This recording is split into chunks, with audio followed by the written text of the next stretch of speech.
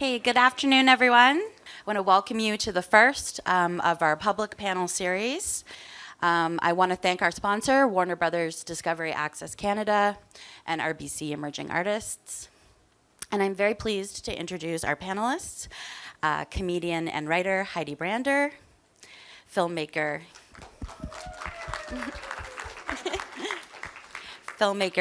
Julia Lederer, thank you. And our host, writer, producer, filmmaker, and occasional actress, Stephanie Joline. Thank you, Chrissy. Thank you so much for being here. I know it's a beautiful sunny day outside, and it's really cool that we have so many film lovers and interested people in here talking about this cool topic. So yes, like Chrissy said, my name is Stephanie. I'm going to be hosting the panel today. And the panel today is writing for film in a TV world. So we're going to stick to that theme a bit, but we're also just going to talk casually about writing and our experience writing and inspiration and what inspires us and what might inspire you. Before we get started, I should say that we are right now on the unceded land of the Mi'kmaq people. We're in Mi'kma'ki. I'm an Indigenous person myself, but my family come from Labrador. So I'm Inuit from Labrador. But we respect the ongoing relationship between the treaties here in Mi'kma'ki. So thank you. I hope everybody's having a good festival so far. Okay, I'm going to go for my first question for you, Heidi, I think. Is that cool? Okay, so you have a lot of experience writing for TV. Yes, I do. Is your mic on? Can you hear Heidi? Okay. I'm also a stand-up comic, so I know how to work a mic. Okay, we're up and running. Everybody can hear everybody, I think. I've never written in a TV writing room, but is it like I imagine it to be, where everybody's like hanging around a table, making inside jokes and like ordering takeout, and like there's a big whiteboard and everyone's like breaking story and like high-fiving and stuff? Oh yeah, it's pretty. Like that? Pretty 30 Rock. Yeah. It's like quite. There's like a lot of like 30 Rock style characters. There's definitely some Lutzes, and it's all like it used to be that like there was a lot of like sitting around a table. Where are the snacks? What's for lunch? And then like, you know, occasionally breaking story or like breaking sketches or whatever you're writing. But now, like I think the last time I was in a physical writer's room was like pre-pandemic, and everything since has been over Zoom. So it's like, now it's a lot of like looking at squares. And there's still like riffing and stuff that goes on, but I do miss being in like a physical writer's room. Yeah. Does it feel like there's less... do you feel like it's the same camaraderie, I guess, between people, or is it different? Is it because you're not in the same room, you don't have really that same connection, or maybe? Oh it's yeah, the same? no, it's not the same at all. Like I write with people now that I've like never met in real life, and then you'll kind of sometimes meet them like 6 months later, and you'll be like, oh, we wrote on that thing. But when I've been in physical writers' rooms, like you become friends like so quickly. Like I mean, I wrote on like 22 Minutes for years, and those like all my best friends are from that writer's room, because you just learn so much about each other, because everyone's just kind of like drawing from their own experience and everything, and then even just like weird habits that people have, like you just bond super quickly. This is like such a basic question, but I am actually curious. How many people make up a writing room? Is it like 3 or 4, or can it be like 20 people? Oh man, like at some points it has been like I've been in rooms with like 16 people, and then in some like I mean, recently, like, I mean, I think certain shows, like I was just working on in a development room, and there's like the showrunner and like 3 other people. So it really can vary. But yeah, I prefer when there's just like a lot of people, because we get less done. Like at some point you're kind of like diminishing returns. But I just like when there's like a whole bunch of people, because it's kind of like a fun audience that you can just like pitch a joke in front of, and if everyone laughs, then you know it's good. And it's really fun watching people bomb too. Julia, I swear I'm going to get to you in a second, but I just have one follow-up. I'm just, as you're speaking, I'm thinking about new things to ask. But like, what's the energy like in a room with that many creative people at once, with one common goal, is like to make the show good? I mean, I find it's good when there's a lot of like non-obnoxious people. Like I find that in comedy rooms, a lot of people have like very low self-esteem. So we're all just like, I'm an idiot, but here's a joke, and it'll be like the funniest joke you ever heard. But it does get bad sometimes if there's people that are like, look at me, I'm amazing, and here's my joke, and isn't it great? And you are just like, ugh, like shut up. So yeah, if you have imposter syndrome, you'll do well in a TV writer's room. Or if you don't, just fake it. Yeah. If you're really full of yourself, just pretend you're not. Then Yeah, you'll if you're fit in. confident, lose that immediately. Julia, you've done a lot of writing, not some TV writing, but also writing plays, films. You even have a credit as a podcast writer, which I'm not sure really what that means, but can you tell us a little bit about the different forms of writing you've done? Totally. Oh, see, I don't know how to use mic. Oh, this is so close. Did I do it? Yes, Thanks. Yeah, I feel like that sounds so fun. And I'm like, I usually am alone in my room weeping with only my own snacks, which are. Anyway, yeah, I've done a lot of different kinds of writing. I started in theater and as a playwright. I actually studied at King's and Dalhousie. So I really started writing in Halifax. And then I'm from Toronto. I moved home and did some independent theater there and a lot of festivals and some new play development programs and just all the things you do when you're starting and meeting people for the first time and writing your first plays and learning like and then in the last sort of 6 years or so, I've started writing films. I started with a few shorts. One of them was here in 2019, a short called It's Nothing. And then I adapted a play of mine, a play called With Love in a Major Organ, into a feature film, which screened here yesterday at 1, called With Love in a Major Organ. Yeah. Thanks. Congratulations. Thank you. Can I ask you a little bit about the difference? I mean, you just say you adapted, so you had that written in a play form, Yeah. screenplay, no. As Playwright. a like What's it called? theater, as a script, a play. For plays, yeah. yeah. And then you turned that into a script for movies, I for a did. film. So what was that? Did you have any other writers with you? You were the solo writer doing both those things. Yeah, at one point, Anita Doran, who's like a wonderful writer, mentored me on the script, or I think she's credited as a story editor, and that was like very cool. But the writing, I was the sole writer on the project, which was really interesting because I don't know, I struggle. When I write theater, I really write theater that needs to happen in a theater. So I write a lot of magic realism, and so when the idea of working with Kim Albright, who's the director on the feature, came up, and us turning this play into a screenplay, I was a bit tentative about it because I didn't totally see how to do it. And then we started talking, and it was fun and exciting to think about like the play is 3 characters, who is like the world gets so much bigger in a film, right? Like who the protagonist's name is Annabelle. Like who are her friends? Who are her parents? Where does she work? Like what is like it just was really exciting to get to think that way.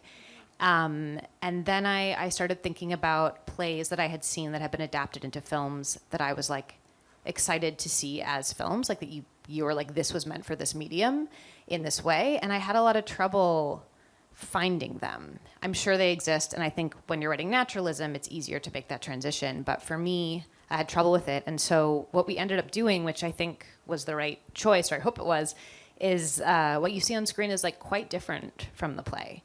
It's tonal. Well, it depends on the production, but tonally it's a bit different, and also like the central piece of the story is a woman who pulls her own heart out, and the reason that she does it is different in the film than in the play.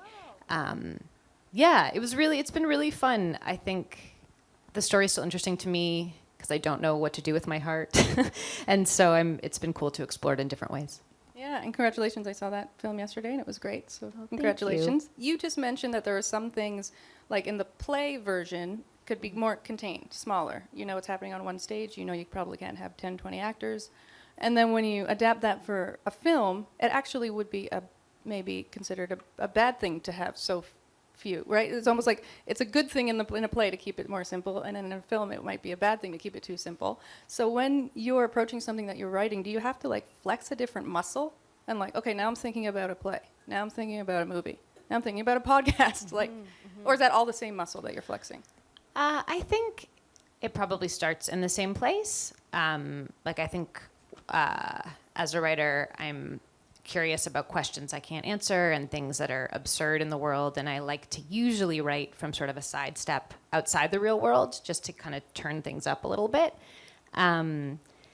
But yeah, I think what I'm learning as I gain more experience in different areas is that it is kind of a different muscle just in terms of how you see the story, and even in terms of how you collaborate with a director on a film versus a play. So, yeah. You both have to kind of take your work and then hand it over to somebody, right? Like in most cases, you're not then directing the thing or even producing the thing. So a question for both of you, I guess, Heidi, we'll go with you first. Like, what does it feel like? Is that freeing? Like, oh, thank God, I'm done my part, someone else can deal with the rest. Or is like, does a part of you want to be like, oh, I'm not done yet.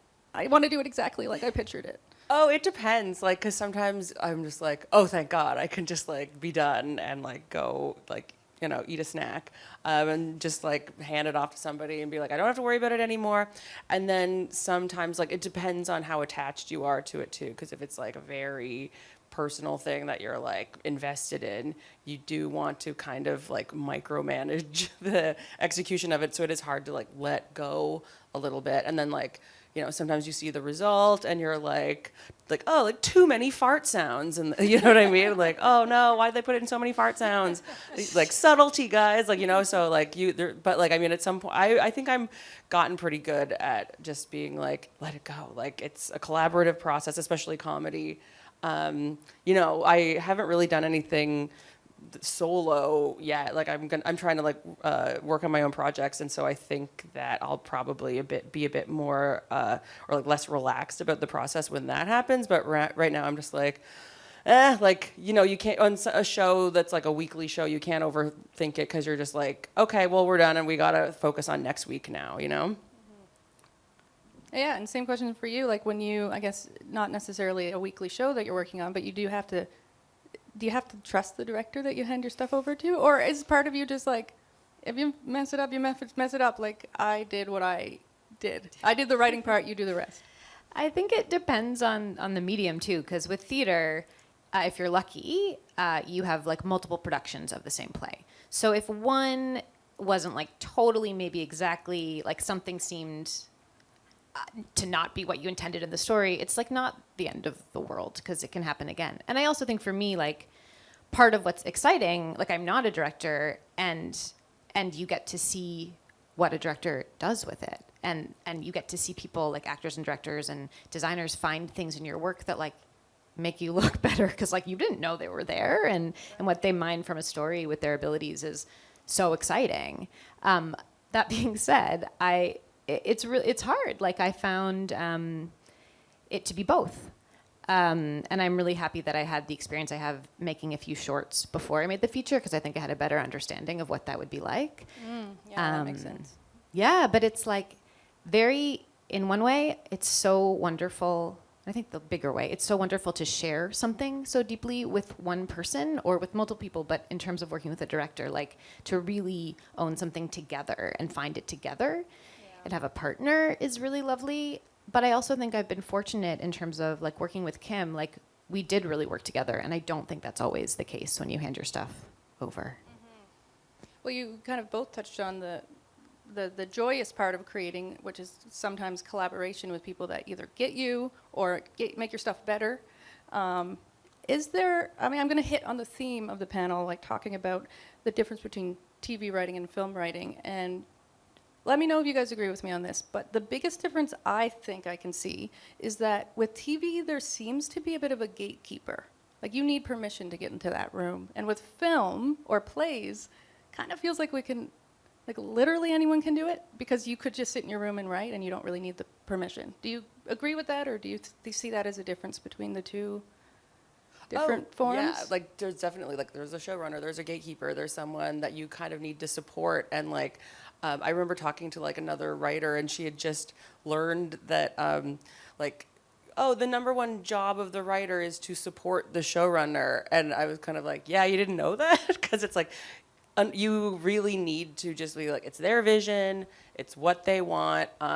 It's almost like it's not a really great for the environment if you're constant, like you can like ask questions and stuff, but like at some point you just need to like let it go and be like, it's like their show and I just have to, if they want more jokes, I got to give them more jokes. So, you know, and then like the goal is always to become that gatekeeper and then everyone can serve me. We can let all our friends in. Yeah. We can all just make movies together and TV together. Is there a level of that? I mean, I'm just thinking, you know, myself, I've done some writing. There might be people in the room that have done some writing that feels like TV writing is such a different thing. Might be a scarier thing, or even how do I get there? Actually, Julia, I'll ask you because you had experience with some TV writing. Do you want to tell us a little bit about that, or maybe how you got that experience? Yeah, well, about in I think it was 2018, CBC put out this call. They wanted to do an emerging writers room on Kim's Convenience for a week before their third season, and it was just a bunch of writers who had never written TV, but all came from different, like there were definitely some comedians, some screenwriters, there was a novelist, there was a director transitioning more into writing, and so it was just all, they did this open call. It was this like process that the whole time I was like, I'm not going to get this. And I feel like maybe that's when you do. It's like you surprise yourself and because you're more relaxed and it's just easier. And so they ran, it was Kevin White and Ince Choi, and they ran our room like a writing room. We worked on the third season, and I mean, it was so lucky, like what a weird, rare, lucky way to try that, because we got the experience of working, but also you could ask questions and no one was, like, you're not slowing anyone down. You were supposed to be the emerging person. Yeah, like, and everyone was. Yeah. And it was really, I think they did also a very good job of putting a room together of people with different strengths. So it didn't feel like, I'm assuming there are situations where it can feel competitive or like harder. And I think this could have been one, but it actually was really, like, I think we were all so excited to be there too. It was just like really, really wonderful. And I mean, I found I really liked the rigor of it. I liked that collective approach. I kind of liked, I mean, it was for a week, so I don't know. But I liked that it was like someone else's, that I was helping someone else, and that ultimately, ultimately you're contributing to something that's not in your control. And I remember I had asked someone for advice before I did it, and she said, if you say an idea that like doesn't work or is just sort of ignored or just doesn't seem to go over well, like don't even worry about it for a second, like just move on to the next thing. And That's I found nice. that so liberating and That's so good much more advice. fun. Yeah. Oh yeah. Did you say that? Oh wait, man, yeah, like you just like the rejection is wild, and you're just if you don't have a thick skin, like you will shrivel into a pile of liquid. Like it's just like, but you just need to be like thing, like just keep pitching, and just like if people don't like it, then you're like, you really get used to it. Right. So I guess if there's anyone in the room that has like this idea, like I have a great idea, I have a great story that I want to tell, and I don't know how to tell it. Should this be a TV pilot? Should this be a feature film? Is there any advice, or a novel? Oh my God, I forgot about novels. There's all kinds of different ways you can write stories. Obviously, I don't read novels very much. Like any advice for anybody who has a story and really, really wants to hone their voice and say something, but they don't know yet what form that story will take? Have you had that experience, either of you? Or I mean, my advice for comedy would be to make it a TikTok, because I'm getting like so many like job interviews now that's like, do you want to work on this person who's from TikTok? They have a show now, and I'm like, my God, like, but it's working for people, so yeah, like TikTok. But yeah, I mean, I think that people can kind of intuitively tell, like, if I have an idea and you know it has a clear beginning, middle, end, it should be a movie. And if it's kind of like got like sustainable like episode potential, then it should be a TV show, you know? So I mean, I've just had a lot of practice in writing TV pilots and then being like, oh, this is a movie. You know, like this is a half-hour movie and there's not really a way forward with this. But so yeah, I don't know. I like the thought of writing a book, I'm like, my God, like that to me is like the coolest thing that you can possibly do. Like I don't have that kind of attention span, maybe one day, but yeah, I don't think I have it in me to write a book yet. I come from sketch comedy. I'm like, it's been 2 minutes. Is it over yet? You know? Julia, what about you with advice for anyone who has ideas that not sure what format those ideas should take? Yeah, I mean, I'm working on my second feature right now, and it's the first film I realized I've written that hasn't been based on a play. Like, even the two shorts I did were both, one was based on a play that's never been produced as a play, but I wrote it first that way. So it was the first time. And I think, I don't know, I guess there's probably a medium that you're more excited about, that you're more attracted to with a certain story. So I would probably start there. I think what I've learned in terms of theater and film is that obviously with theater, at least the work I do is much more, like I love language and I love words and I love metaphors. And so I think theater can allow for more language because what you're seeing is probably slightly less specific, right? Like you don't get to see, it's hard to see like the look in someone's eye or, and there's just, it's just different visually.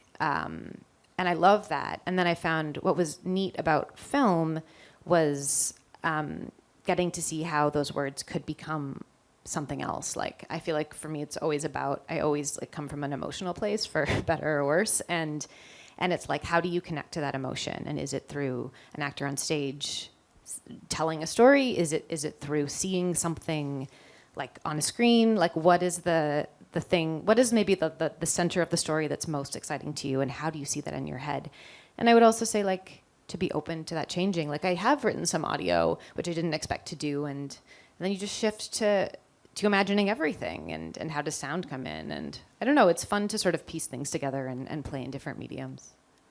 Well, you just mentioned like kind of what's exciting to you.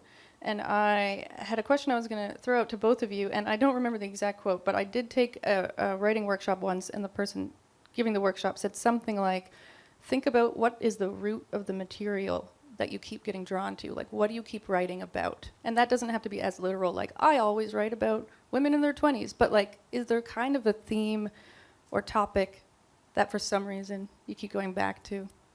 Heidi, I'll start with you. I like writing parts for like delusional actresses. Like I don't know. I'm like it seems to be a common theme in like everything I've written for like I don't know, TV that the idea starts with me. It always, and not even actresses, but just like I love like a 20-something female like walking through life being like, oh, like what? Like this isn't about me. Like I just love when people are like funny narcissists. So I'm very drawn to that. Yeah, I'm trying to think. Like, I like a very like absurdist humor. So I tend to. I mean, like my hero is like Tina Fey. So like everything I write is very like absurd, like 30 Rocky kind of. Like that's kind of how I learned my voice. But yeah, I'm trying to think of like now you've got me all thinking about like themes in my comedy, and I'm like, oh God, like. Even if you sometimes don't know that they're there. When that person said that in the workshop, I went home and thought about all my favorite movies and all the stuff I've written. And I was like, oh, there is a through line. Like it wasn't as literal until you dig deep in there sometimes. Yeah, like you don't realize what your influences are, like until like you actually like are asked it on a panel. Yeah. What about you, Annie? I mean, you did mention that you kind of, I don't know if you used the word surreal, but that's kind of the vibe I got from your film, your recent film anyway. Yeah, I like it when you get to take something real and sort of turn it up a bit. And that's like, yes, through like ripping out a heart, but also like the first short I wrote was about a woman who had played a spoon in Beauty and the Beast for 21 years and was like having trouble like detaching from that. And like, what does that do to you if you're a spoon for 21 seasons? It's called Spooning. I don't know where it is. You can email me, I'll send it to you. But like so I like things that are a little bit more extreme. I write a lot about like feelings, as I said, and use a lot of metaphors. I've written a fair bit about technology. I'm like terrified of robots, but I think when I say technology, it's like I make things up that I think are extreme, but then I wrote the first version of the play with Love in a Major Organ in 2012, and in the play, there's a character who sees a therapist called Google Shrink. And at the time, I was like, this is so weird. No one will ever have like an online therapist, like in 2012. And now I'm like, oh no, I guess that's just what happens now. Cool.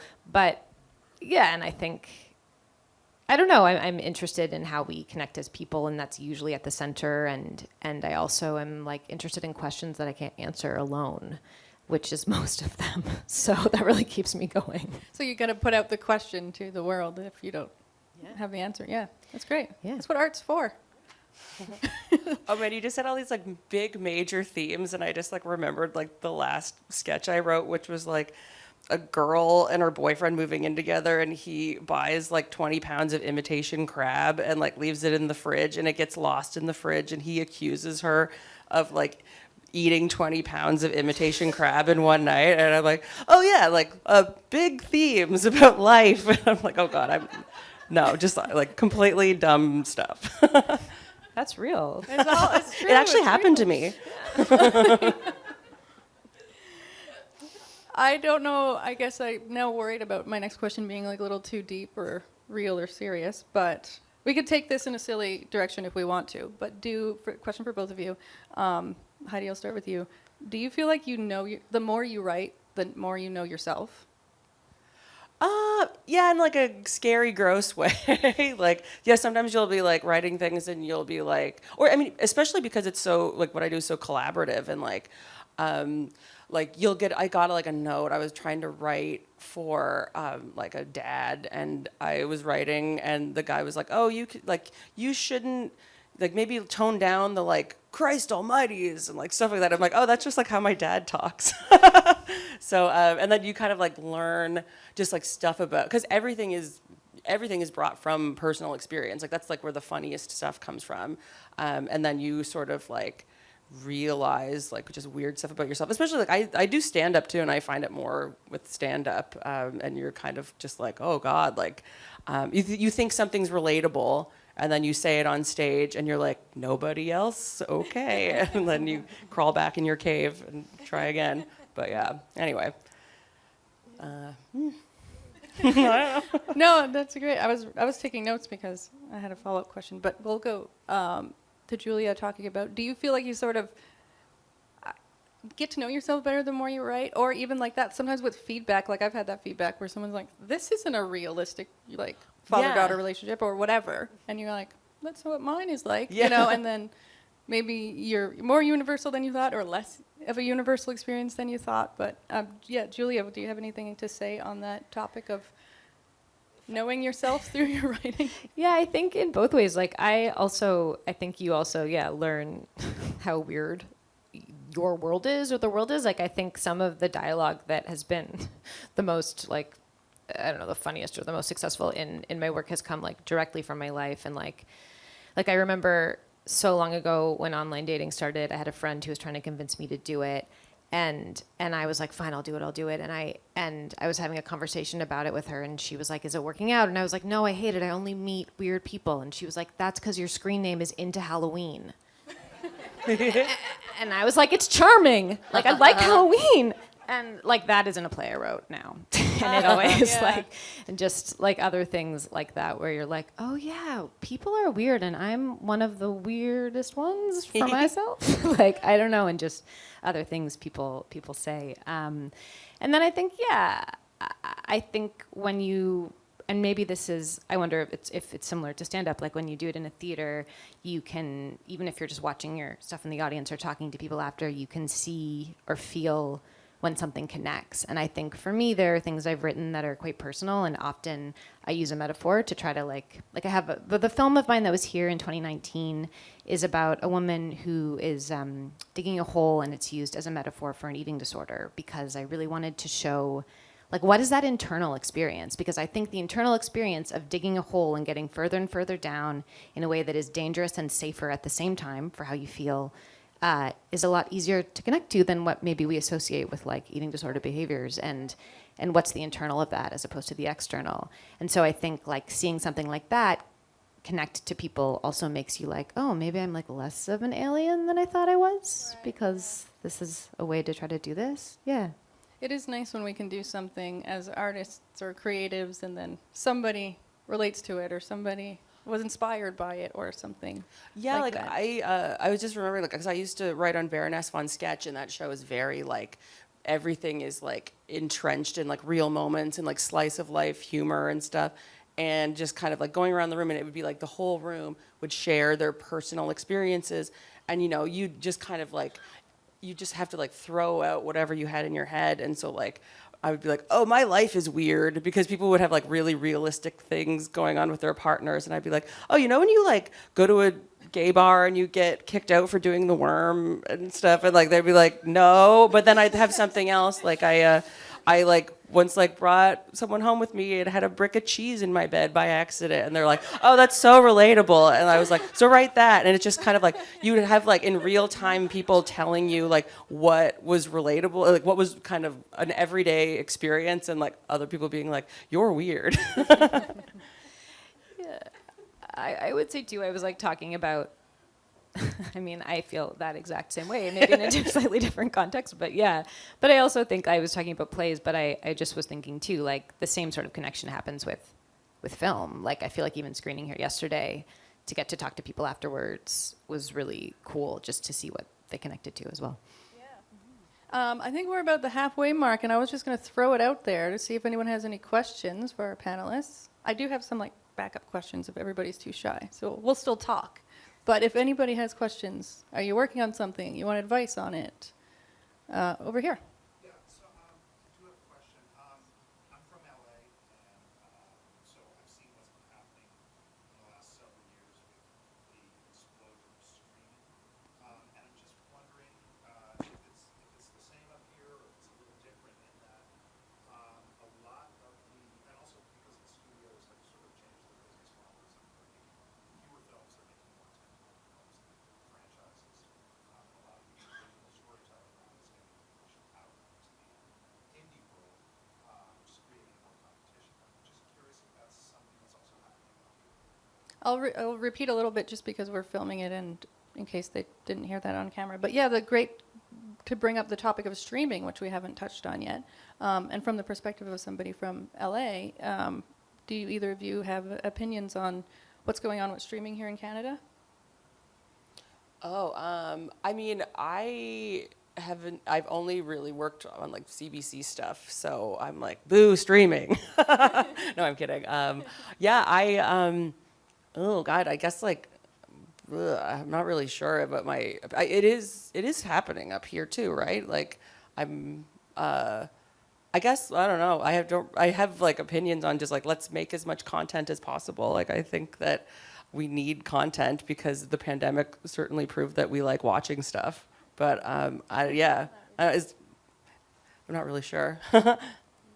Yeah, I know that, like, but I actually don't know how this is influenced by the strike, but I know that, like, there's Paramount in Canada now, there's Netflix Canada, like, are all developing, I think, much, much fewer shows, also because I think it's new and they're trying it out, than in the States. But I don't know, I'm not super familiar. And I don't know even if we've seen quite yet what the influence is, because I don't know I think it's still, if I'm right, like, fairly new in Canada and quite I think Paramount is developing shows for the first time now, and I think they're like, and I might be wrong, but like between like 3 and 6 maybe, because it's just so I don't know. That's what I know. I like watching streaming. Like, I mean, it's cool to convenient. think about as a writer, just because it opens up so many ways of storytelling. But yeah, there's a little bit of like maybe getting lost in the shuffle if there's a million shows, when at one time there used to be like, if you were on TV, everybody knew about you. Everyone knew your show or That's something. true, And now yeah. it's like, this is the best show I've ever seen. And every one of my friends is watching a different show that I've never heard of. But the good thing of that is it brings in more people that normally might not have had the voice, or the gatekeepers would not have let in. Yeah. So I'm sure that whatever perspective you took on it, you could see a negative or positive with streaming. But I mean, streaming's here to stay. I don't think it's going away or anything. Yeah. I definitely think they should like tell people what their numbers are, like, Oh, yeah, that is weird. They don't do that, right? But yeah. Any I'm clearly streaming an expert on experts in the any other questions, thoughts, comments? Right? Yeah, right here.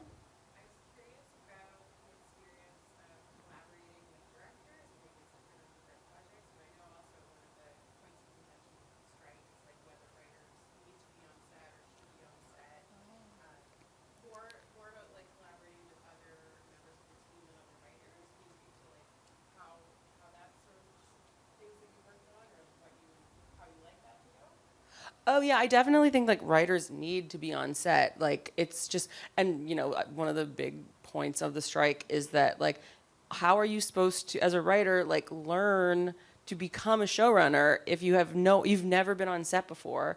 You don't know even like what a director does. Like you just kind of write a bunch of stuff and then throw it into a void. So like, I think it's like really, really important for writers to be on set. And like I've seen like 3 camera sitcoms. Like I worked on one back in the day, and it's like, it's such a fun environment because you're doing it in front of a live audience. And like 22 works like this too. But if a joke's not working, like you have the opportunity to have a bunch of writers nearby to give a better joke and just like punch stuff up on the fly.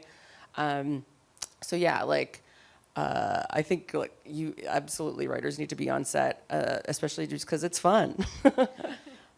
Yeah, I mean, I've been on set I wasn't on set for the feature because I didn't live in the city it was being shot in, and it was an indie film. But I have been on set for the shorts that I've written, and I just think, like, don't you want to set yourself up for success, like everyone, like the whole production? And I think, why wouldn't you, like having a writer on set, like a writer is an essential part of the process, and it's a process that changes, and that's part of what's exciting about it. Like it changes depending on the actor, the director, on what's working that day. And so if you don't have a writer on set, like I would like to think that there's something essential that a writer contributes that no one else does.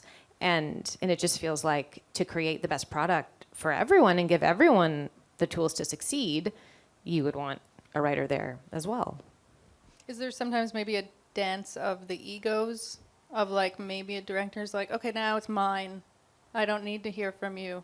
Or the writer's like, no, it's not yours, it's mine. Like, is there sometimes, maybe worst case scenarios, or maybe just scenarios you haven't been in but you've heard of, where it's like writers are not allowed even on set because I don't want them in my ear while I'm directing or whatever? I mean, I remember being on set for a sketch that I wrote, and like the director was doing something, and I was like, no, don't do that. He's like, it's literally in the script, and I was like, ooh, like because sometimes you just like forget stuff that you wrote, and like you want to change stuff on the fly and stuff. But I mean, I think directors are so talented, and every director I've ever worked with, I've been like sometimes we disagree about stuff, but like I think that in general we all like respect each other, and like I think that it's as long as you're not a jerk, like everyone can get along, and like the more you can argue about something, the more you'll get like the result you desire. Yeah, I know when I have been on set for shorts and things, like I feel like I have a good sense of when to stay out of the way, which is most of the time, honestly, or has been in the like I think there were a couple of lines and there was one thing I saw, but it is most of the time because that is really the director's time to do their thing, and I've already had my time to do my best up until that point. But yeah, I think it's not that didn't find it that fun because like it takes a really long time, and if things are going wrong, there's nothing you can do, and you're just standing there. Like I don't know. It wasn't that. Maybe it's more fun with comedy. I don't know, but I mean it was cool to see it. But I think I don't know if it's like a power struggle. I'm sure it can be in cases, but it is hard because like you put so much time into something, and really a script, and I hate it when people say this, so I can't believe I'm going to say it, but is kind of like the blueprint. I think it's a very specific blueprint, and then the director then they build a version of the house, and then the editor like refines and creates a different version, and there's something like lovely and exciting about that, and there's also like something horrifying sometimes. But I think what I'm learning anyway is to have perspective about it, and to know that like I don't always have the answer, and part of the beauty of collaborating is like someone else does. And like with Love in a Major Organ, there was a scene. There were two things. There were a bunch of things, but one of them was like I was really obsessed with this goldfish. Like I was like, there are goldfish in the story. She has two. One of them dies. She reacts this way. The other one dies. She flushes it. Like the male lead has a goldfish. Like I thought I had this whole goldfish funeral. Like I was really set on this goldfish stuff, and then it slowly sort of got cut from the script, and then eventually I was talking to Kim who directed it, and I was like, she was like, look, we can't do the goldfish. And I was like, why? It's a goldfish. And she said, you need to get a fish wrangler. And like, what if they die? And like, it's just so complicated to have like a goldfish. And at the time I was like, oh, fine. But I was like, this is awful. And now I'm like, there are no goldfish in this movie. Like, it doesn't need a goldfish. Like, I don't know why. So yeah, like, Do you feel like in situations like this kind of collaborating or with a showrunner, like we didn't even mention the showrunner part of it all, between the writer and director, showrunner, do you feel like you're more successful as a writer when you're less precious about it? Like, is that what makes it more successful for everybody? Or, Julia doesn't agree. Maybe we should be precious. No, I think it depends on the medium and the work. Like, I think, and that is a huge difference for me between theater and film. Like, theater, you go into something as a playwright, you don't really make a lot of money. I mean, you don't make a lot of money in indie film either, but with theater, it's like the thing about it is it's yours when you go in and you collaborate, and especially with first productions, it's shared in a way that is like, I always feel like it's so generous of people to like help you build something. And then it's yours after. And you can change it after if you want to, or you can keep it as the same thing. Like, I did a huge rewrite of With Love in a Major Organ in 2017 because it had a production in the States, and I was working with a director there, and I was a different writer, and I feel like it's a much better, that version is much deeper. But I do think sometimes, and someone said this to me once when I was younger, like with a play, you've thought about that play more than anyone else. And people's opinions can really help that play because you do need that feedback. But also, you know that work better than anyone else. And there are some moments where you have to just trust your gut. And I always try to think, like, I would rather have something not work because I made a decision that didn't work as opposed to, like, because I listened to someone else and then it didn't work. But I do think, like, if with Love in a Major Organ as a film, if I had been super precious about the language, like, I would have. It's just not how it works because you're working with specific actors who are the only people who are going to do it, as opposed to writing something that multiple actors will hopefully do. So you want to work with those people. Yeah, well, that makes sense. Heidi, what do you think about being precious about your work? It kind of depends, like, and again, I'm talking about like TV, like comedy and stuff, but like it's kind of going back to what I said about like you have to respect the showrunner, because like if I got my own show and I was show running it, I would be like so precious about everything. I'd be like, this is my baby, like everything needs to be perfect. I would like go over every script with like a fine tooth comb.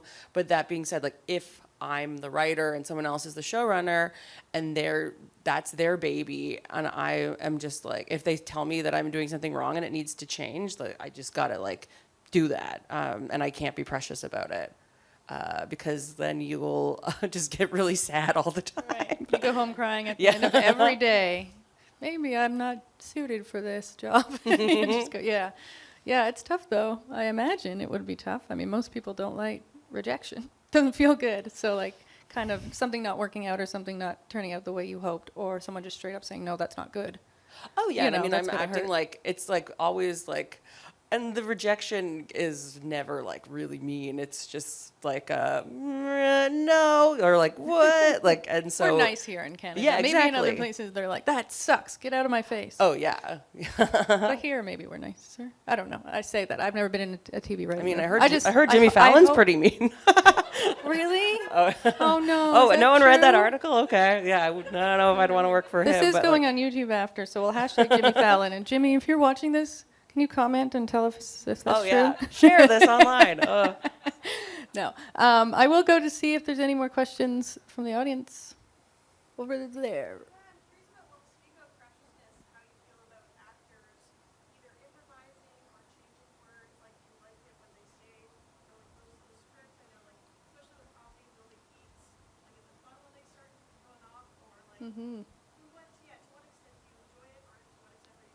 Yeah. Good question about improvising and My words are perfect and should not be touched. No, like I love it when people improvise. Oh my gosh, like, I mean, like I work with a lot of geniuses. So like I went to see Who's Your Father yesterday, and it was so good. And like one of my best friends, most beloved humans on the entire planet, Susan Kent, was in it. And she like, so I would write for her a lot on 22, and like she's like one of the best improvisers ever. And like all the women that were on like Baroness on Sketch 2 are like amazing improvisers. So you could like write something and it'd be fine, but then all these people just like elevate it to the next level. And like Sue had so many fun lines in Who's Your Father that were like improvised, and like that, and you know, everything I've written on Baroness, like they've just kind of like gone off a bit at the end or in the middle, and it's just like it just makes everything so much better because it also like looks looser, you know, like it doesn't look like people, it looks more natural when people are just kind of like adding their own little thing to it. What if they're not good though, and they're improvising? You're like, no, don't do that. Just stick to the script. That's why you do like several. You can do like a couple on the script, and then you can let people go nuts on other takes. We just got to get one like on the page just for safety. Yeah. It depends. Like, I don't know. If I want an actor to at least give one take of the way that I wrote it. I also think, sometimes things happen in the moment that are very funny and natural. There are definitely those moments in my feature. There are moments where the improv is like so lovely, and there's one improv line that I hate, but I will never repeat. But more often than not, it is a joyful thing that's happening in the moment. I love being consulted on it, like with the feature. I've worked with Anna McGuire, who plays Annabelle in it before, and so if she felt something wasn't working, she would often call me, and we would find something that worked together, or she would pitch things, and that's amazing. But like, you can't always do that because sometimes it's in the moment and the writer's not there, and I think part of it is you have to trust people creatively, but also they have to trust you too. Yeah. And so if you can find that balance, then that's ideal. Yeah, it does sound like the best balance. Okay, I'm going to go out for more questions. Cool, we got 10 minutes left. Over here. I'm wondering if you could speak to like the transitions that you took from live performance to like film performance, because you said you started out with stand-up and sketch. So how did you move into TV? You started out with a play. How did the play become film? Yeah. Oh, that's a fun question. I mean, for me, if I always say to anyone that wants to get into comedy in Canada, do stand-up, even if you're like, no, I could never, like, just do it because, and like, or go check out an open mic, because that will inspire you to do stand-up, because some open mics are so bad, you'll be like, I can do better than these people. And like, that's how I got into, like, I always wanted to be a TV writer. And I would like do the thing where you like write scripts and send them out to agents, and like nobody cared. And then as soon as I started doing stand up, because like people just you'll just see people at shows and they'll be like, oh, I work for this place. Like, we're actually looking to hire writers. You should submit. Like, a lot of people go out to see live comedy, and like they're always looking for funny people. So, or, you know, like what I was saying about TikTok, like it's such a cliche, but like go put your stuff on TikTok, like just get anything, like make a short and put it online, like just do all of that stuff, because people are watching. And I don't know anybody that likes reading a script. Like when you send someone a script and you're like, yeah, I'll read it. And then you're like, you get through a couple pages and you're like, oh. So having something like film that people can see makes you like so hireable. And yeah, so like I basically, more about me. No, I like started doing stand up, and then I got a job through stand up on like MTV Live. I'm aging myself. It was very old.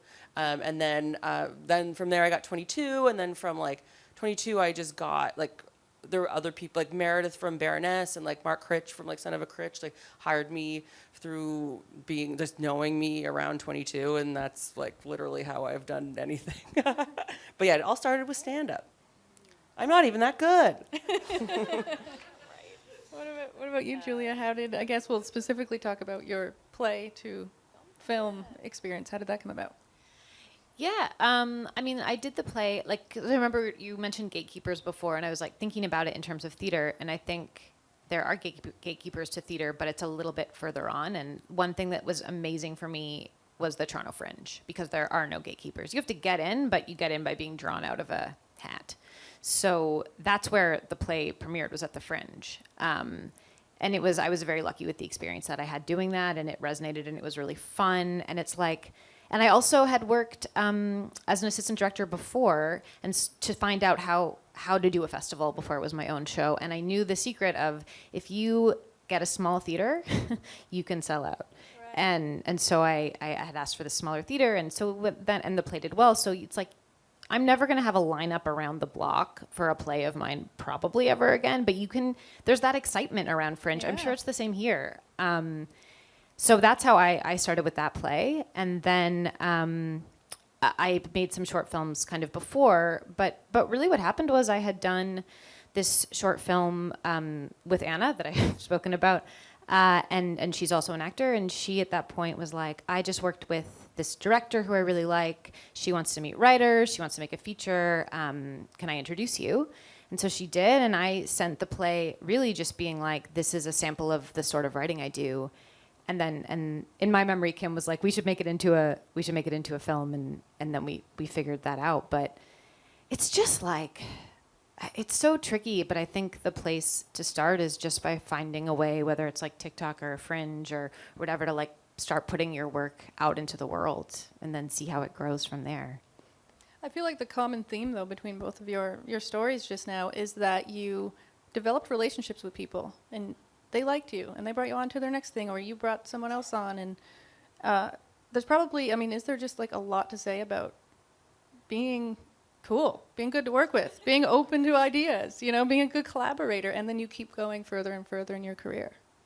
Would you It's agree? like the most important thing to just be cool. Like, yeah. I'm so out. It's like goes back to what I was saying, like at the beginning of this panel, like, you know, if you're like walking around like you're the shit and like, oh my God, I'm so good at everything like that. For me, that makes me like, no, stay away. I don't want to work with you. But when people are just like nice and humble and chill and like normal, it makes me just want to like be best friends and work with you on everything forever.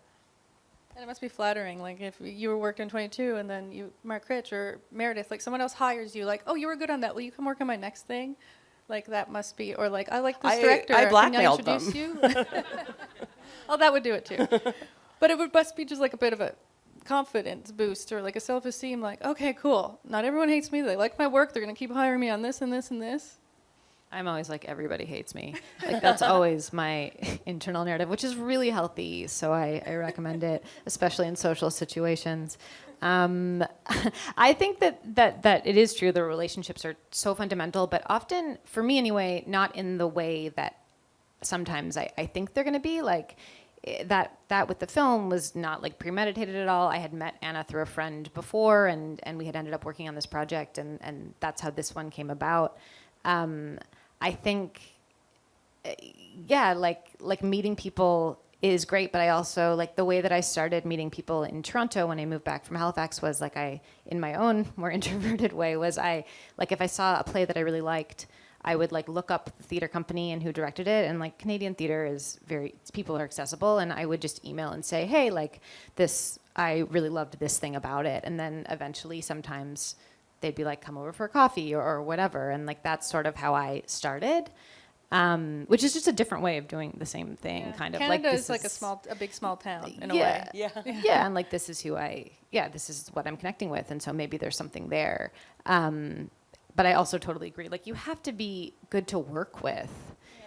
Like, just be good to work with no matter what. But if you're, like if you're someone who is hard to collaborate with, I feel like those connections won't happen as often, probably.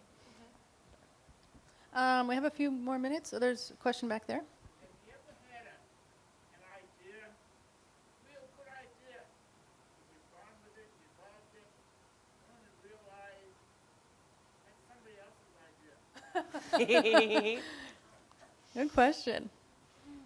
Oh Have you God. accidentally taken someone else's idea and thought it was your own? I've like written sketches for like 22 because I've worked there for so long, and I'll write it and I'll be like, I already wrote this. You're stealing your own ideas. Yeah, like, so, you know, parallel thought happens all the time, and you know, like it happens. I think it happened to me in comedy once, where like, you know, someone called me in a panic and they're like, I stole your joke and I put it on my album by accident, and I was like, what? And then but they got, like, I was like, that's not the same joke at all, and I'm actually insulted that you think that joke is as good as my joke. Way funnier. Now, good for them for trying to. Yeah. They admitted they thought they stole your joke. Have you ever done that? Once I stole the title, my friend had published a cookbook called Eat Your Heart Out, and I made a short film, and it was also called Eat Your Heart Out, and I called my friend and was like, I'm so sorry, and she was like, no, that's stupid, who cares?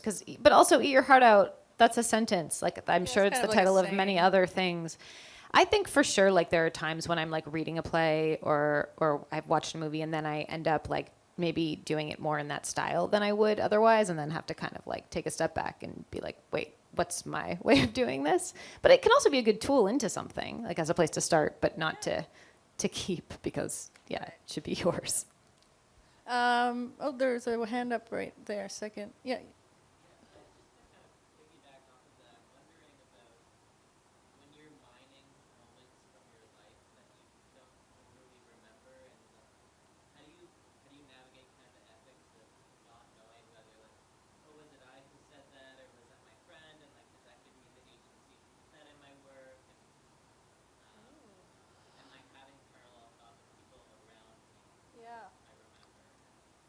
I remember. I think that goes back to kind of like not being too precious, because it's like if you give people different names, no one can sue you, you know?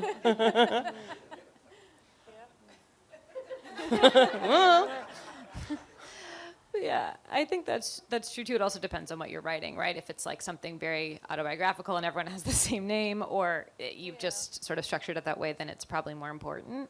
But I'm trying to think if I've ever, like, I've definitely taken conversations the way I remember them and put them directly into things, but often like that's actually like the way I remember them is probably not exactly how they happened, which sort of liberates you from being accountable to anyone because they won't remember it the same way. I've also had like, I wrote something about a friendship, and when it was put on, I had like 7 different people be like, this is about us. And in my head, it was about no one. Or like my mother thinks something's about her and it's not. Like it just, sometimes maybe people, I don't know. Or maybe it is and I don't know yet. We'll see, I guess time will tell. But I haven't found that to be an impediment. I found it to be more of like a launching pad quite often. Just a couple more minutes. So there's right here in the hat. I'm wondering how cognizant when y'all sit down to write you are about what's happening in TV or TikTok or Instagram. Yeah. If you're thinking like, oh, I gotta speed up the tempo of the plotting or trends that are going on, or how that, or if those worlds are separate for you. Oh yeah, I find it's like there's like a cycle, especially in television, and it'll be like I was just like I'm gonna write my own version of Search Party, and then you're like no one wants that anymore. Everyone wants this like like new like like 3-camera-y kind of thing, and then you're like okay, I'm gonna write that. I'm always behind the times, like I'm always just behind the times. So yeah, like just kind of I feel like if you follow the trends, you're just gonna get like bogged down in trends. So you just kind of have to write whatever you think is cool and funny for comedy, at least. I don't know. Yeah, I feel like I've had a similar experience. Like I have a TV pilot I wrote about witches, and of course you're like, now's the time for witches, which maybe that was like 4 years ago now. I have no idea. But it's like, yeah, I don't really know when the time for witches is, and if that's going to come back, or is it now? Did it already happen? Like, I don't know. I just know that I like witches, and so that's where I stand on that.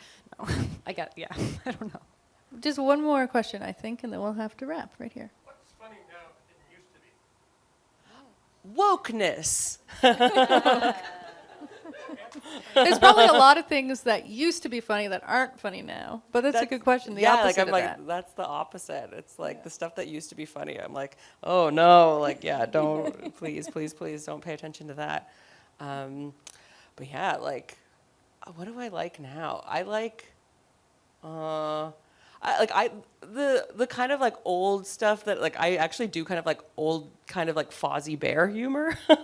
Like to me that's like really funny. Like just someone up on stage getting tomatoes thrown at them, it like makes me laugh. But yeah. Or like sort of dad humor. Yeah. Because the dad humor thing is like cool now. Or Yeah. it kind of goes through cool, uncool phases.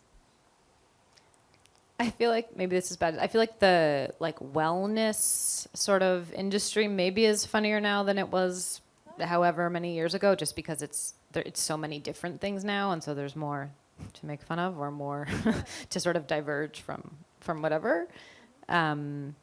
Yeah. But yeah, I agree. Like situational stuff is so funny. I feel like AI can be funny, but in a terrifying way Yeah. too. So it just depends what your type of comedy is. Yeah, as long as you're like punching up, like it's all just about punching up and not punching down, because like that, yeah, I think that you can punch up at anything, punch up at robots. That's funny, yeah. Okay, well, thank you both very much. Thank you for everybody for joining us. This is a really interesting panel. Thank you both so much.